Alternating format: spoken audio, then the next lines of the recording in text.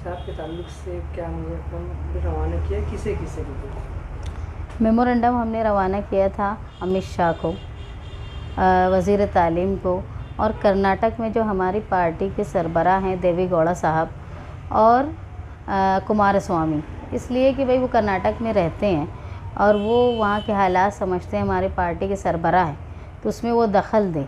और ये जो गैर जमहूरी हरकत हुई है कर्नाटक में मुस्लिम ख़वातीन के साथ, स्टूडेंट्स के साथ, तो उसकी मुखालफत में वो मुकामी सतह पर भी एहतजाज करे। इससे पहले भी उन्होंने अपनी मुदाखलत की थी इस मामले में और न्यूज़ में आया भी, लेकिन हमारा उनको आगाही कराना ज़रूरी था, क्योंकि कहीं न कहीं ये इंतहाई इमोशनल मामला है।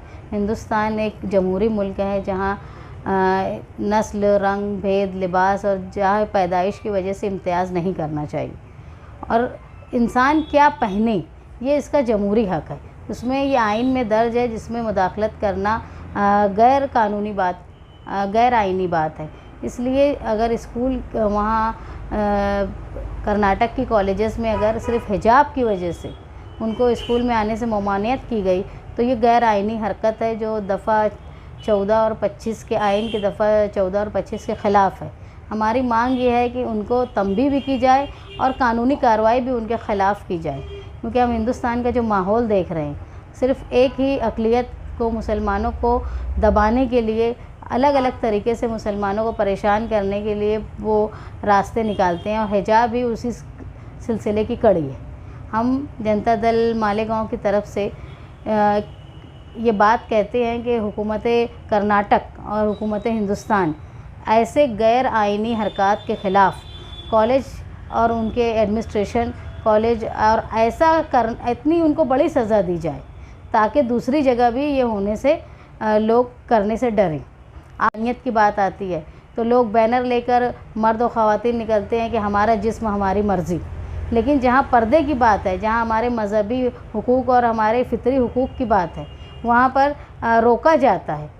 तो इस तरह हम जो मानते हैं कि हिंदुस्तान में एक ख़ास तबके को टारगेट किया जा रहा है, इसका ये सिलसिला है। और मैं मालेगांव शहर की आवाम को, जो हमारे शहर की लड़कियां बाहर शहर में या नदी के उस पार तालीम हासिल करती है, उनको मैं ये बताना चाहती हूँ कि आप लोगों को अगर कोई भी तकालीफ़ हो तो आप लोग हमसे रब्ता करें। हम हमारे जमहूरी हक़ का इस्तेमाल जब तक नहीं करेंगे, लोग हमको डराने की कोशिश करेंगे, और हर वक्त चाहे वो मर्द हो, औरत हो, उसको अपने जमहूरी हक़ का इस्तेमाल हिंदुस्तान में रहते हुए जो हमको आइन ने दिया है उसका करना चाहिए।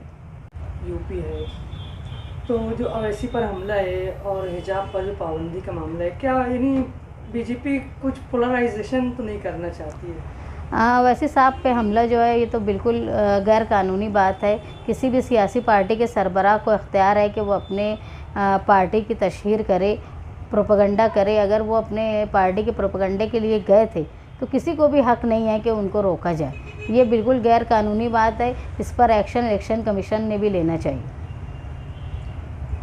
मतलब जो क्या यानी बीजेपी एक तरीके से इलेक्शन को देख कर रही है क्या? ऐसा है कि कहीं ना कहीं जब बीजेपी को ये महसूस होता है कि वो कमज़ोर पड़ रही है तो वो फ़िरका परस्ती का रास्ता अपनाती है।